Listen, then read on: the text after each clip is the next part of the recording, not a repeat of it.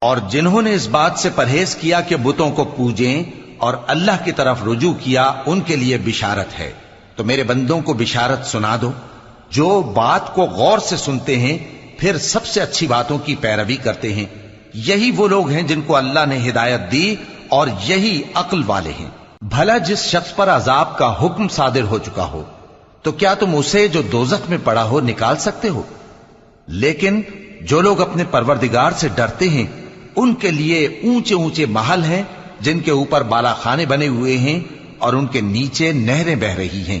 یہ اللہ کا وعدہ ہے، اللہ وعدے کے خلاف نہیں کرتا۔ کیا تم نے نہیں دیکھا کہ اللہ آسمان سے پانی نازل کرتا، پھر اس کو زمین میں چشمے بنا کر جاری کرتا، پھر اس سے کھیتی اگاتا ہے جس کے طرح طرح کے رنگ ہوتے ہیں، پھر وہ تیار ہو جاتی ہے، پس تم اس کو دیکھتے ہو کہ زرد ہو گئی ہے، پھر اسے چورا چورا کر دیتا ہے۔